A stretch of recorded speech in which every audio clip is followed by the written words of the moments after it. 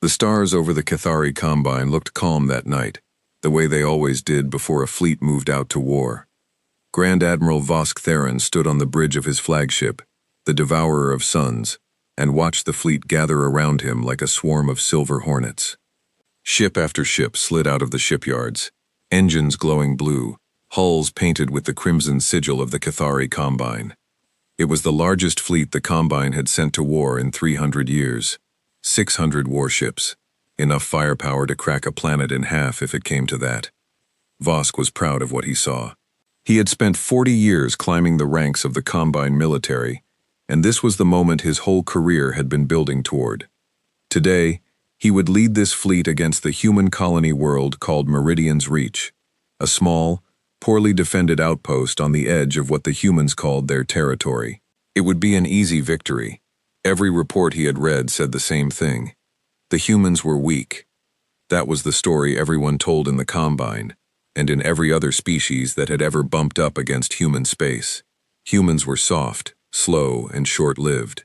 Their ships were clumsy compared to Cathari vessels. Their weapons were a generation behind. Worse than that, humans were said to fight each other more than they fought outsiders, wasting their strength on wars among their own kind, instead of building a real empire like the Combine had.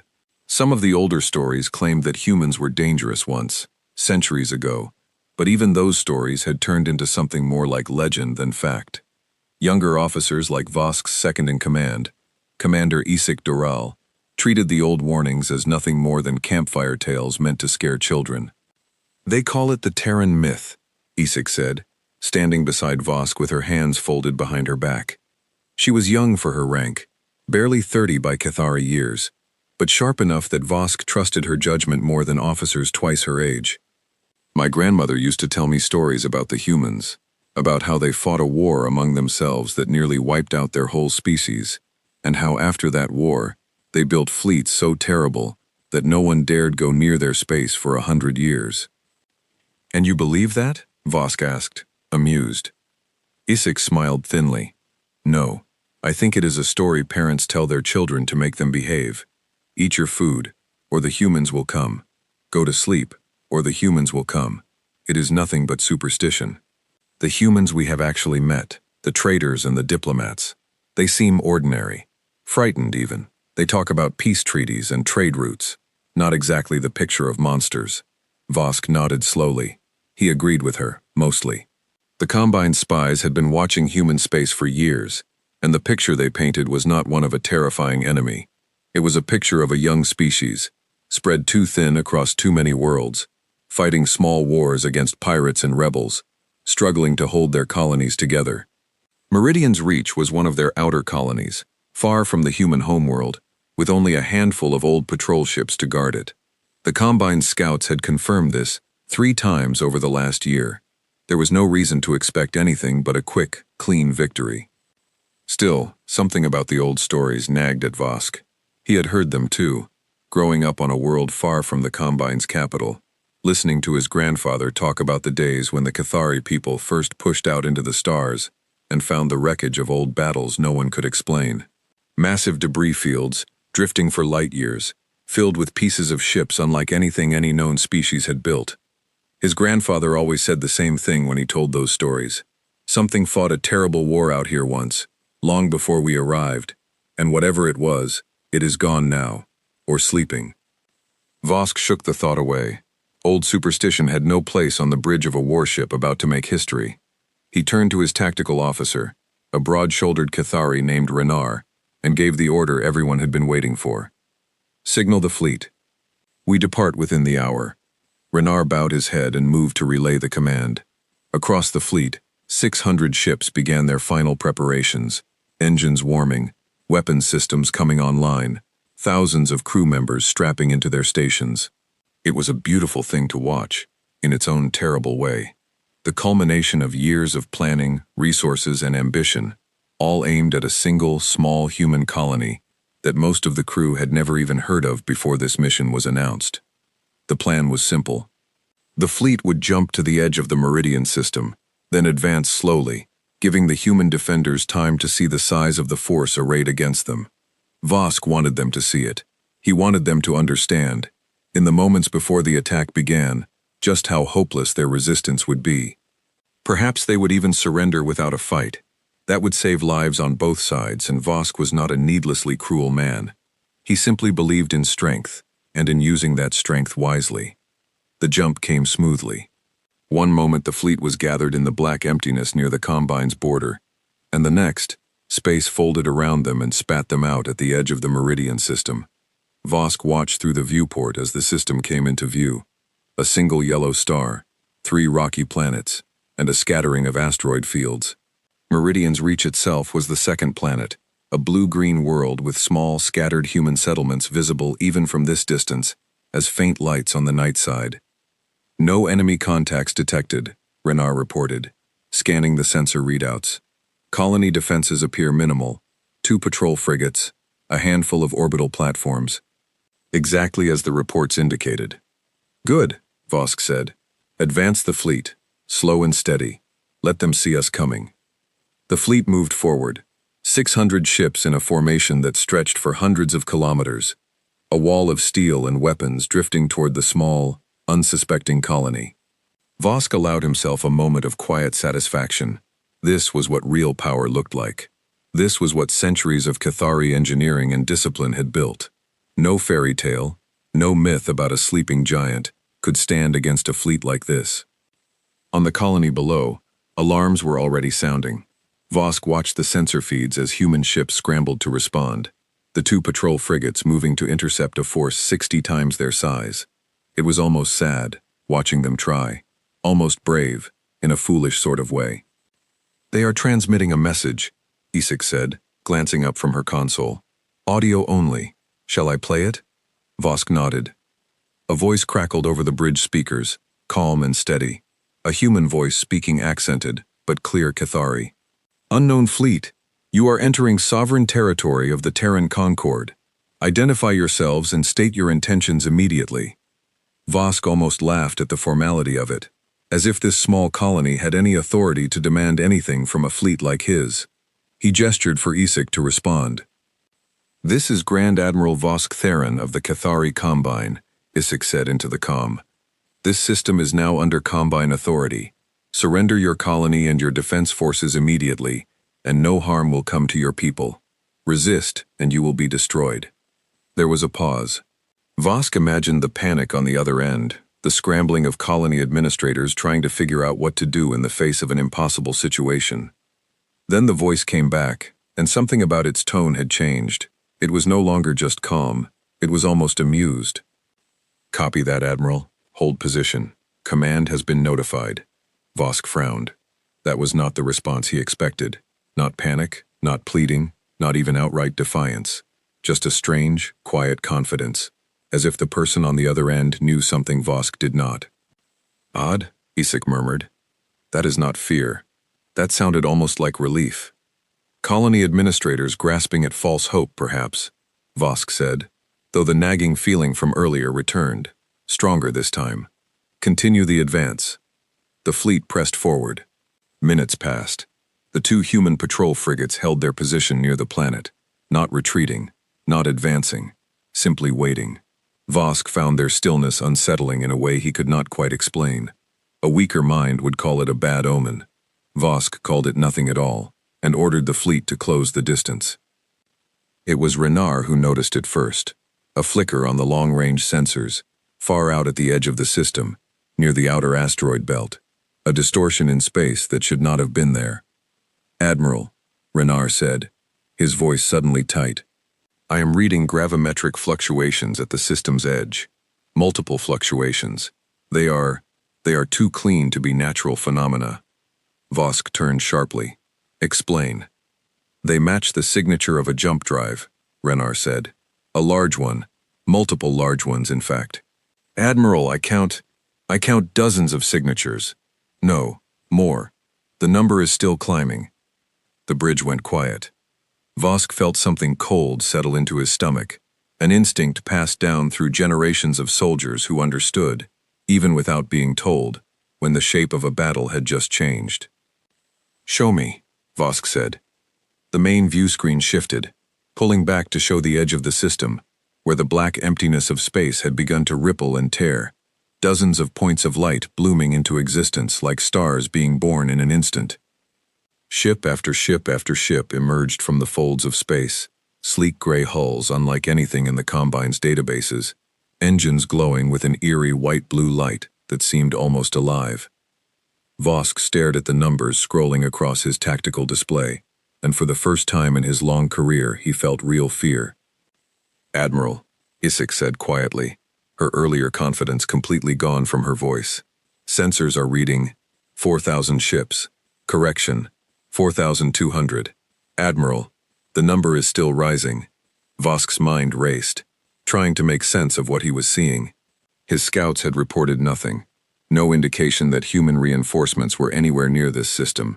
No sign that the Terran Concord even had a fleet of this size, let alone one capable of appearing without warning at the edge of a system his own fleet had already entered. "That is impossible," Renar whispered. "No species jumps a fleet that size without months of preparation. There would have been signs. There would have been intelligence reports. There is no way." "There is no way we knew about it," Vosk said slowly, the pieces falling into place even as dread crawled up his spine. "Because they did not want us to know." On the human patrol frigates, the calm voice returned over the comm channel, and this time there was no mistaking the tone. It was not fear, it was not desperation, it was the quiet, patient satisfaction of someone who had simply been waiting for the right moment. "Cathari fleet," the voice said. "You were told to hold position. Command has arrived." Vosk looked at the wall of human warships now filling half his tactical display, more ships than the entire Cathari Combine had built in the last 50 years, arranged with a precision and discipline that spoke of a military far older and far more experienced than anything his intelligence reports had ever suggested. He thought of his grandfather's stories, of the debris fields that stretched for light years, of the old warning that something terrible had once fought a war out here and simply gone quiet. He understood now, in this single terrible moment, that the fairy tale had never been a fairy tale at all. "All ships," Vosk said, his voice barely steady. "Prepare defensive formations. Prepare for—" He never finished the order. Across the human fleet, weapon systems bloomed to life in perfect unison, thousands of points of light igniting at once, and the black emptiness of space between the two fleets began to burn. The Battle of Meridian's Reach had begun, and the Cathari Combine was about to learn, in the most brutal way possible, exactly what humanity had built, in the silence of the long years no one had bothered to watch. The first volley from the Terran fleet crossed the gap between the two forces, in less than 4 seconds. Vosk had commanded warships for decades, and in that time he had seen every kind of weapon the Combine had ever built, from plasma cannons, to gravity lances, to the newest experimental rail batteries that took a full minute to charge. Nothing had prepared him for what he saw now.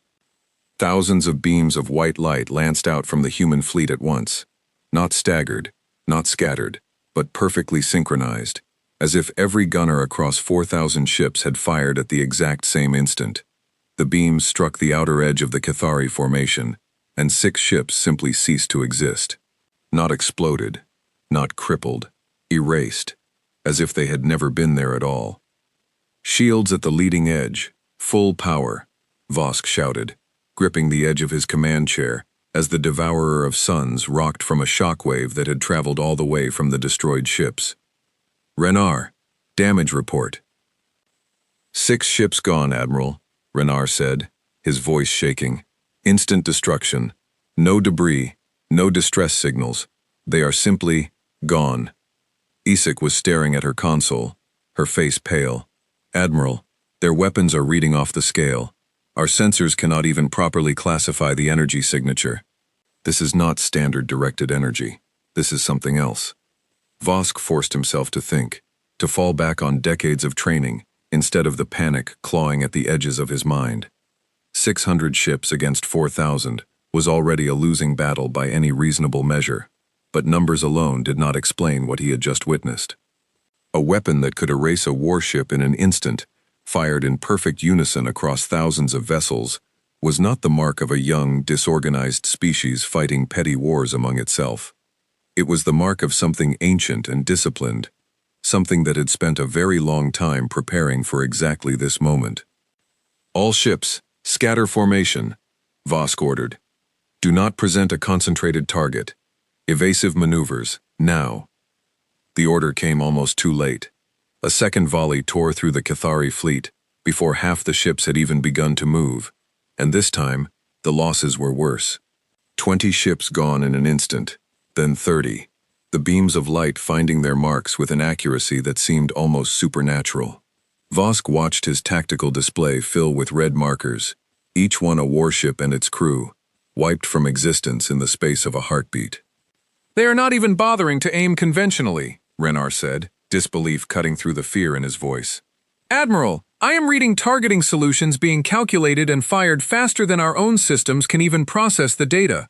"Their fire control computers are operating on a completely different level than ours." Vosk closed his eyes for half a second, forcing down the rising tide of panic, and made the only decision that made any sense. "Order a full retreat. All ships, jump to fallback coordinates immediately. We cannot win this engagement." But even as the order left his mouth, he already suspected it would not matter. The human fleet was not simply firing weapons.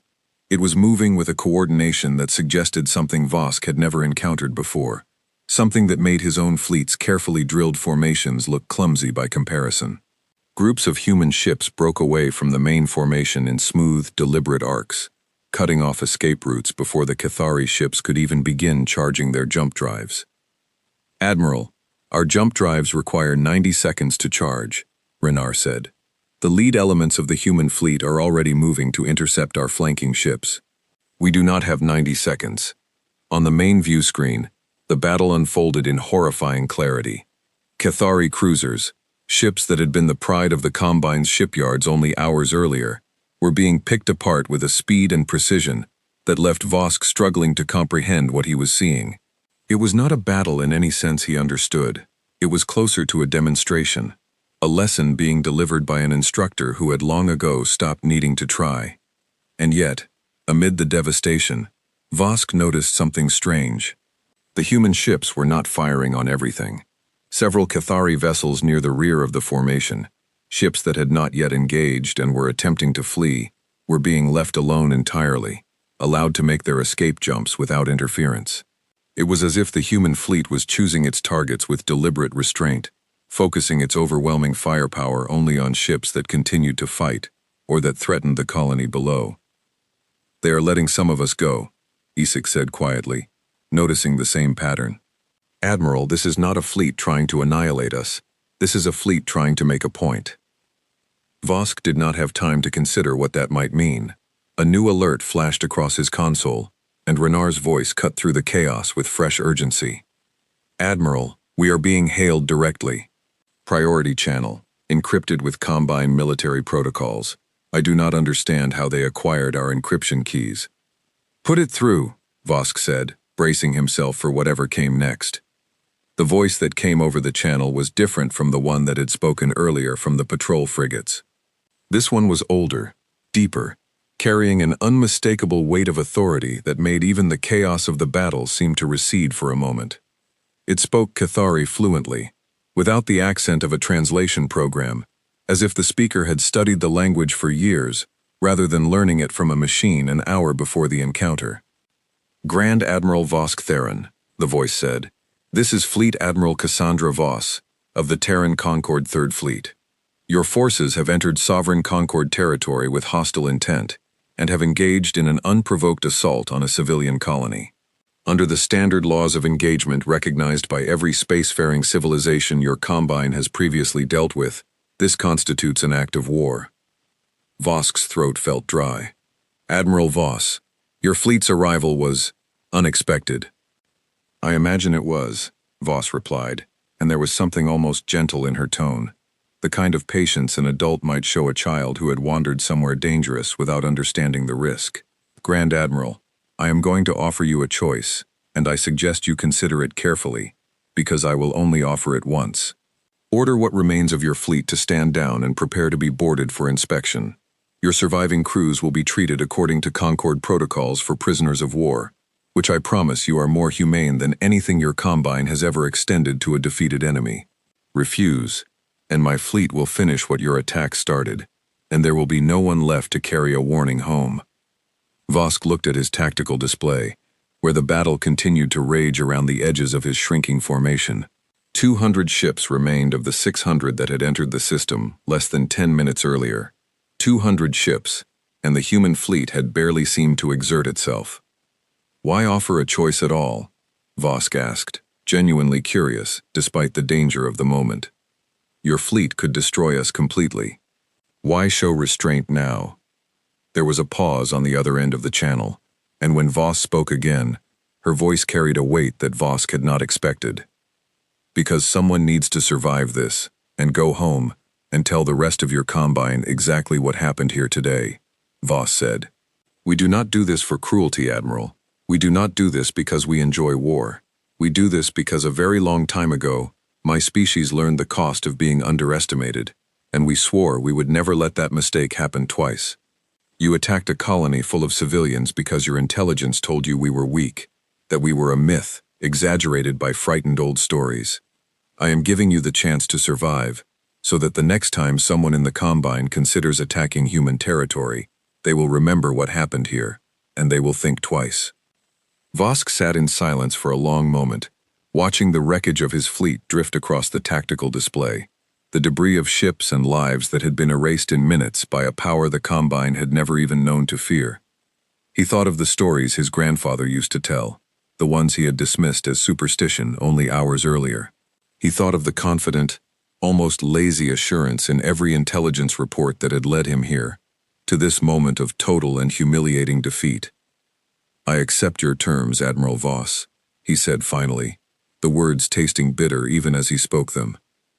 "I will order my remaining ships to stand down." "A wise choice," Voss said. "Transmitting boarding coordinates now. My officers will treat your crews with respect, provided your crews extend the same courtesy. Welcome to the real galaxy, Grand Admiral. I am sorry it had to be like this." The channel closed, and Voss gave the order that no Cathari admiral had ever been forced to give in living memory. Across the shattered remains of his once mighty fleet, 200 warships powered down their weapons and drifted silently in the dark, waiting to be boarded by an enemy whose true strength no one back home had ever imagined. As the first human boarding shuttles approached the Devourer of Suns, sleek black craft moving with a silent, effortless grace, Vosk stood at the viewport and watched them come, and for the first time since he was a child listening to his grandfather's stories by firelight, he understood, with total and complete certainty, that some fairy tales were not stories at all, they were warnings. And the Cathari Combine had just learned, at a terrible cost, exactly how badly they had failed to listen. Behind him, on the bridge, Isik stood staring at the tactical display, watching the human fleet reform into a perfect, silent formation around the wreckage of the battle, and she found herself thinking of her grandmother's stories, the ones she had laughed off only days earlier, as nothing more than tales to frighten children into behaving. She was not laughing now. The human boarding shuttle docked with the Devourer of Suns with barely a sound, a soft clamp of metal on metal so gentle that Vosk almost did not notice it happening. He stood in the main hangar bay with what remained of his senior officers, all of them silent, all of them watching the airlock door as it slid open. The humans who stepped through were not what Vosk expected. He had built a picture in his mind over the last hour, shaped by fear and defeat, of towering warriors in heavy armor, faces hidden behind cold visors, weapons drawn and ready for violence. Instead, 6 soldiers walked through the airlock in simple gray uniforms, weapons holstered rather than raised, their expressions calm and almost businesslike. They looked, Vosk thought with a strange kind of dismay, ordinary, tired even, like soldiers who had done this many times before, and found no particular thrill in it. At the front of the group walked a woman who could only be Fleet Admiral Cassandra Voss. She was not young. Silver threaded through her dark hair, and lines marked her face in a way that spoke of decades spent making difficult decisions. She stopped a few paces from Vosk and studied him with an expression that held no triumph, no cruelty, only a kind of weary appraisal. "Grand Admiral Theron," she said, extending a hand in a human gesture Vosk did not fully understand, but recognized as a greeting. "Thank you for standing down your fleet. It saved a great many lives, on both sides. Vosk did not take the offered hand, unsure of the custom, and Voss let it fall without any sign of offense. "Admiral Voss," he said instead, "I find myself with many questions." "I imagine you do," Voss said. "Walk with me. I would rather explain this somewhere more comfortable than a hangar bay full of armed soldiers." She led him toward a small conference room just off the hangar, one of the human officers guiding the way, while two others remained behind with Isik and Renar. Vosk noted, with a mixture of relief and confusion, that no one treated him as a prisoner exactly. He was not restrained. He was not threatened. He was simply, quietly, escorted, the way an unruly guest might be shown to a private room to cool down, rather than a prisoner marched to a cell. Inside the conference room, Voss gestured for him to sit, and took a seat across from him herself. A young officer brought in 2 cups of something warm and dark that Vosk did not recognize, and Voss thanked him by name before he left. "You are curious about what happened out there," Voss said. "I will tell you, because I think it matters that you understand, not just that you were defeated, but why." Vosk said nothing, waiting. 200 years ago, by your calendar," Voss began, "Earth was a very different place than it is now. We were not one people. We were dozens of nations, hundreds of languages, thousands of years of history filled with wars, fought over land and resources, and old grudges no one even remembered starting anymore. We were, by every measure your combine would use to judge a species, a mess, divided, quarrelsome, dangerous to ourselves as much as to anyone else." She paused, wrapping both hands around her cup before continuing. "Then we made first contact, not with your combine, with another species, one that no longer exists in any form you would recognize. They came to our system much the way your fleet came to Meridian's Reach today. They saw a divided, quarrelsome species and judged us weak. They believed conquest would be simple." "What happened?" Vosk asked, unable to stop himself. "They were wrong," Voss said simply. "Our divisions had always been our greatest weakness when we fought each other. But faced with a genuine outside threat, for the first time in our history, humanity did something it had never managed to do before. We stopped fighting each other and started fighting together. It took years. It cost more lives than I am comfortable telling you the exact number of. But by the end of that war, the species that attacked us no longer existed, and humanity was no longer divided.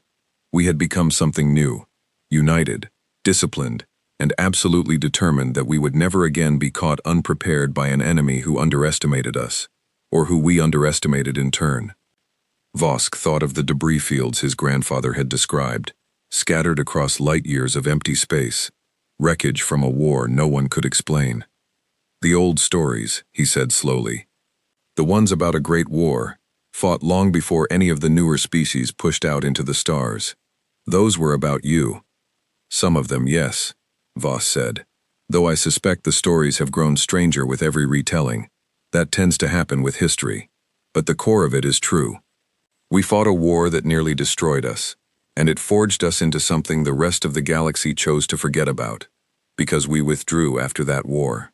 We spent the next century and a half rebuilding, quietly, out of sight, learning from what had happened, preparing for the possibility that it might happen again. We did not go looking for conquest. We simply made certain that if anyone came looking for conquest against us, they would find something very different from what they expected. And the fleet at Meridian's Reach," Vosk said, 4,000 ships, arriving without warning, weapons beyond anything in our intelligence reports. That is what a century and a half of quiet preparation produces. That is only a fraction of what we have," Voss said, and there was no boastfulness in the statement, only a plain, matter-of-fact honesty that unsettled Vosk more than any threat could have. "The third fleet you engaged today is one of 11 fleets of similar size, spread across conquered space, most of them stationed quietly along our borders, watching, waiting, hoping they would never be needed. We do not advertise our strength, Grand Admiral. We have found that species who know exactly what we are capable of tend to leave us alone, and species who underestimate us tend to attack and give us the chance to demonstrate exactly why that was a mistake." Vosk sat with that for a long moment, turning the cup in his hands without drinking from it, his mind working through the implications. Your intelligence networks allowed us to believe you were weak. You let the stories fade into myth. You let us walk into this. Yes, Voss admitted, and for the first time, something like regret crossed her face. I will not pretend that sits easily with me. Good people died today, on your side and on mine, because your leadership believed a story that we did nothing to correct. But I will tell you honestly, Grand Admiral, this is not the first time. It will likely not be the last. Every few decades, some species new to this region of space hears the old stories, decides they are exaggeration, and tests us. We have found that a clear, decisive demonstration, offered with as much restraint as the situation allows, saves more lives in the long run than quietly ignoring provocations until they escalate into something worse. I did not want this, but I am not sorry that it ended the way it did, because it ends here, today, rather than after your Combine commits to a war that would cost far more on both sides. Vosk finally took a sip from the cup, surprised to find it bitter but not unpleasant, something like the roasted drinks his own people favored after difficult negotiations. What happens now? He asked. Now, Voss said, you and your surviving crews will be held at a Concord facility while diplomatic channels are opened with your government. You will not be harmed, and you will not be treated as criminals, provided you cause no trouble. Eventually, I expect a peace delegation will be arranged, and your Combine will be given an opportunity to explain itself, and to hear directly from us exactly what kind of neighbor you have been treating as a myth for the last century and a half. What your government does with that information will be up to them. I can only hope they choose wisely. Vosk looked down at the table, thinking of Isik's easy dismissal of the old stories only hours earlier, of his own quiet certainty that this mission would be a simple, clean victory. He thought of the 6 ships erased in the first volley, the crews aboard them who had died believing, right up until the very end, that they were the stronger side. I was wrong, he said quietly, about all of it.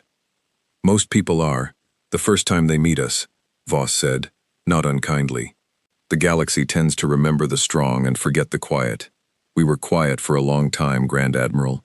I suspect that quiet is coming to an end, one way or another, and I would rather it end because species like yours came to understand us as we truly are, rather than through more battles like the one today. She rose from her seat, signaling the conversation was drawing to a close. Rest if you can. You have a long journey ahead of you, and I imagine your government will have a great many questions when you finally make it home. As she left the room, Vosk remained seated, staring at the cooling cup in his hands, turning over everything he had learned in the last few hours. Somewhere outside the small conference room, the wreckage of his fleet still drifted in the dark, a monument to every assumption that had proven false. And somewhere far behind him, on Meridian's reach, the human colonists who had spent the entire battle in shelters below the surface were only now beginning to emerge, looking up at a sky filled with the silent, watchful shapes of the fleet that had come to save them.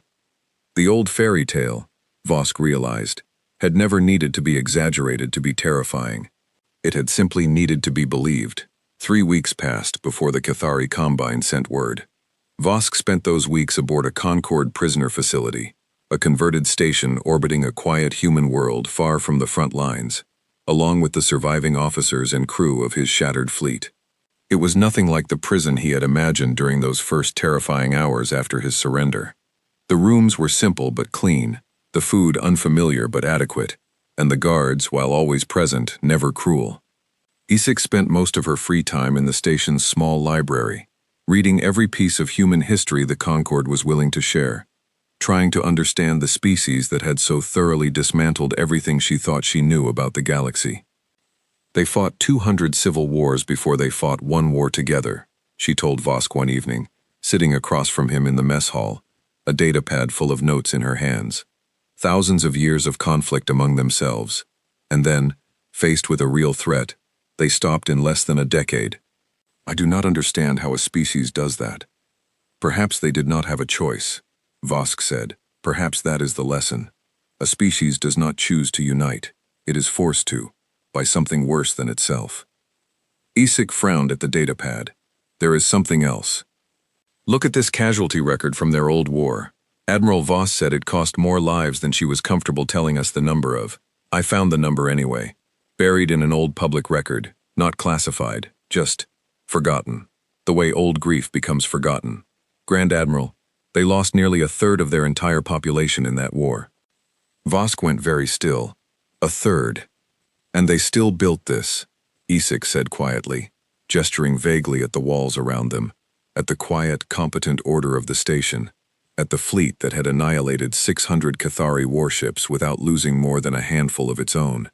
They rebuilt everything, and then some, and they did it so completely that within 150 years they had 11 fleets larger than anything the Combine has ever fielded, and the rest of the galaxy still thought of them as a fading myth. Vosk did not answer. He had spent the last 3 weeks thinking about very little else. The peace delegation arrived on schedule, a modest Cathari diplomatic vessel escorted by 2 Concorde cruisers that dwarfed it in size.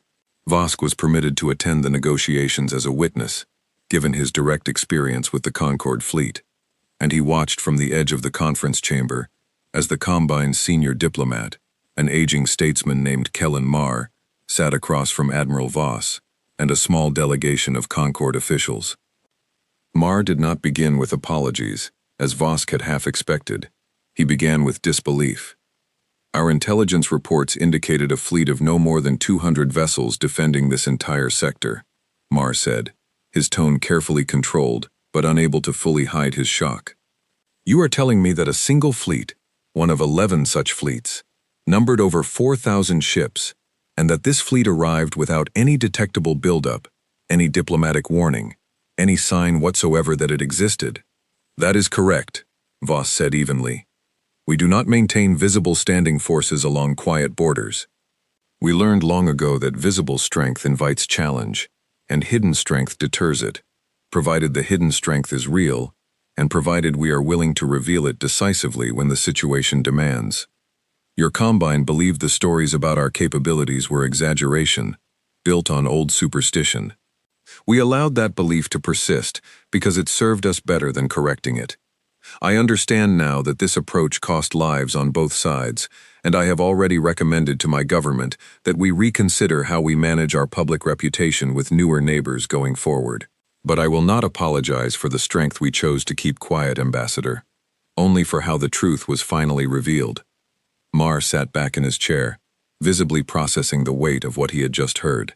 And if we had not attacked, if Meridian's reach had remained untouched, would this fleet have simply continued to sit, unseen, indefinitely? Yes, Voss said simply. We do not seek conquest, Ambassador. We seek to be left alone, and to be taken seriously when we say so. Your Combine's mistake was not curiosity about our territory. It was the assumption that curiosity could be acted on with violence, because the old stories made us sound too weak to answer. The negotiations continued for hours, moving through the careful, exhausting language of diplomacy that Vosk had little patience for, even as he understood its necessity.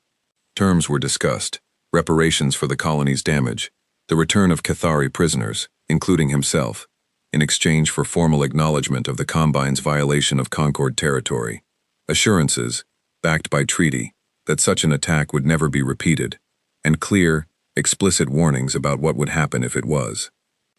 Vosk found his attention drifting, not from boredom, but from the strange, unsettling realization slowly forming in his mind as he watched the 2 delegations negotiate. The Concorde was not interested in humiliating the Combine, or in extracting maximum advantage from a clearly one-sided victory. They wanted, more than anything else, to be understood, to have their true nature, hidden for so long behind fading myths and dismissive old stories, finally taken seriously by a species that had come dangerously close to starting a war neither side could have truly wanted. Near the end of the session, Marr turned to Vosk directly, an unusual break in diplomatic protocol that drew a raised eyebrow from Voss but no objection. Grand Admiral, Marr said, you commanded the fleet that engaged the Concorde forces directly. You have seen their capability firsthand, in a way no intelligence report could ever convey. What would you tell the Combine's military council, if given the chance? Voss considered the question carefully before answering, aware that his words would likely be repeated, analyzed, and debated by every senior officer in the Combine's command structure for years to come. I would tell them that we were fortunate, Vosk said slowly. Fortunate that Admiral Voss chose restraint when total destruction was well within her fleet's capability. Fortunate that our attack, though costly, was answered with a demonstration rather than annihilation.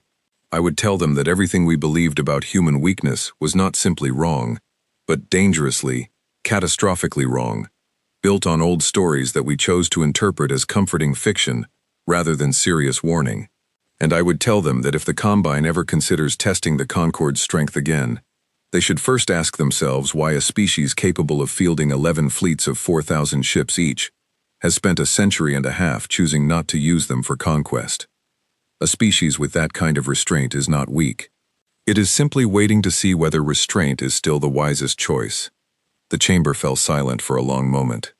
Voss studied Vosk with an expression that held something close to respect, and Mar nodded slowly, clearly turning the words over in his mind. That is a valuable assessment, Grand Admiral, Mar said finally. One I intend to deliver personally to the Military Council, in exactly those terms. The negotiations concluded 2 days later, with a formal treaty signed by both delegations, establishing clear boundaries, communication protocols, and a mutual agreement that any future disputes would be handled through diplomatic channels before any military action was considered. It was, by any reasonable measure, a generous outcome for the Combine, given how thoroughly their fleet had been defeated. Vosk understood, even as he signed his own portion of the witness documentation, that this generosity was deliberate. The Concorde did not want a beaten, resentful enemy nursing old grievances along its border. It wanted a neighbor who understood, clearly and permanently, exactly what they were dealing with, and who would think very carefully before ever raising a weapon against human territory again.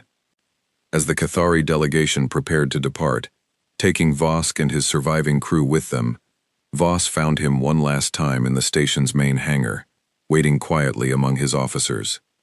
Grand Admiral, she said, I hope you carry more than defeat back home with you.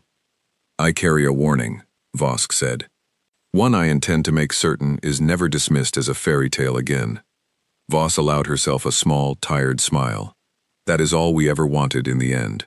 Not conquest, not fear for its own sake. Just to be understood well enough that no one has to relearn this lesson the hard way, the way you did today. Vosk extended his hand this time, having learned the human gesture over the past 3 weeks, and Voss shook it firmly. Safe travels home, Admiral Theron, she said. I hope the next time our fleets meet, it is across a negotiating table, not a battlefield.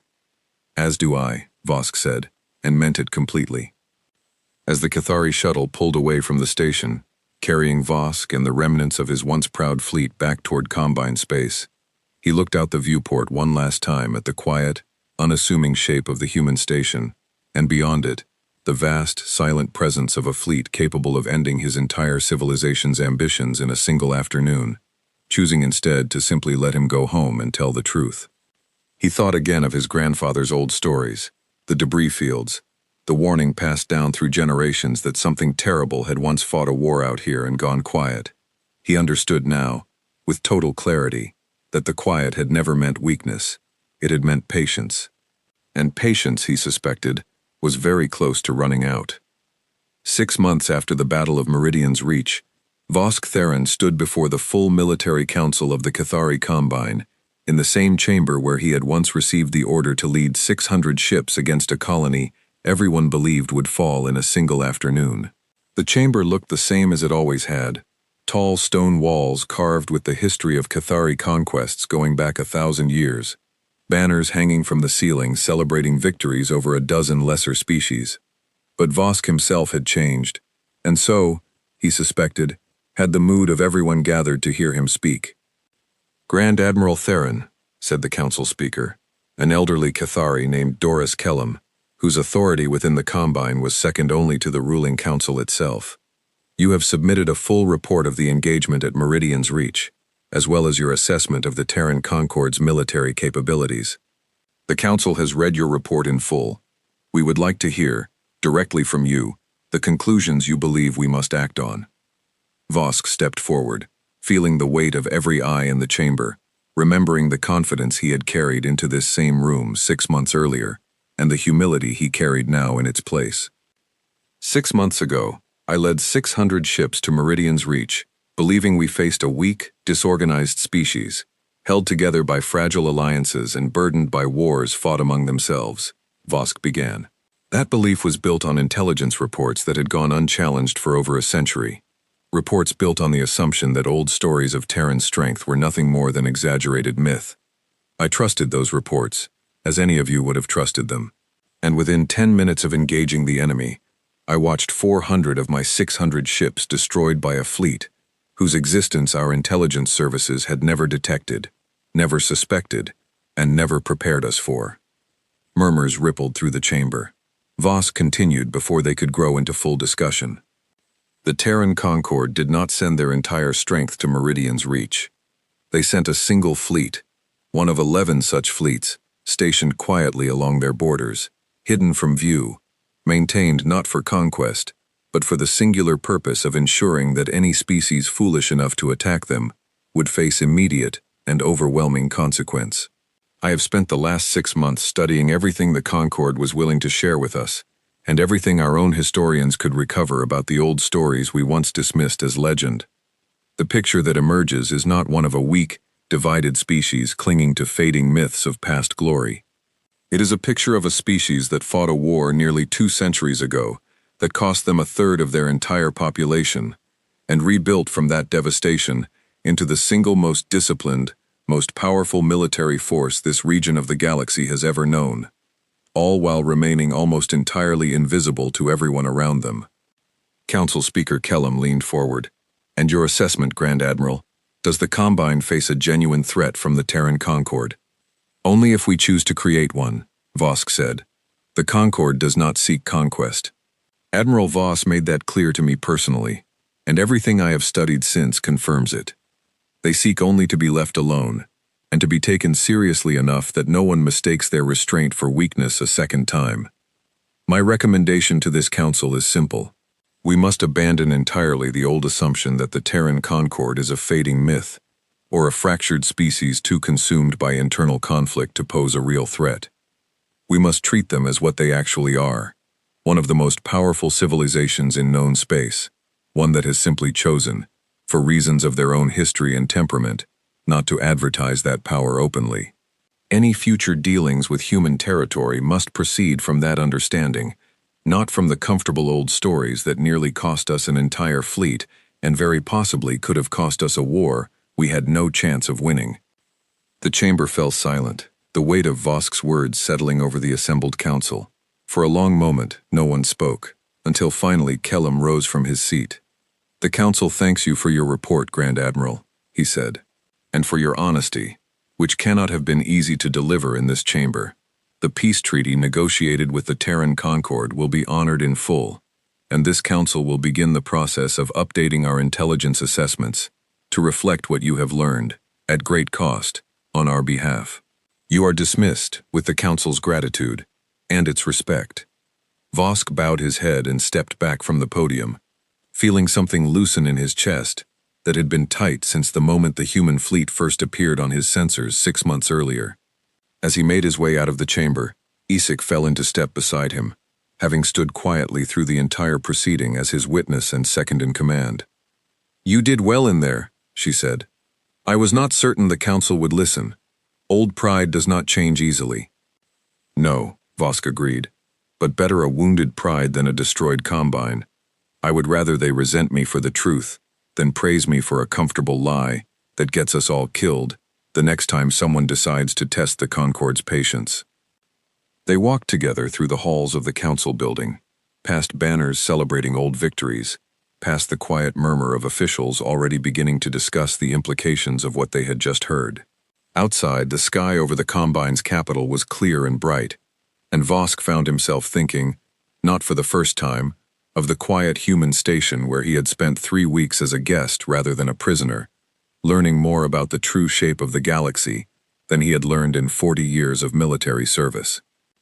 Do you think it is truly over? Isik asked. The danger, I mean. Do you think the Combine has learned its lesson? Vosk considered the question carefully before answering. I think we have learned that the lesson exists, he said.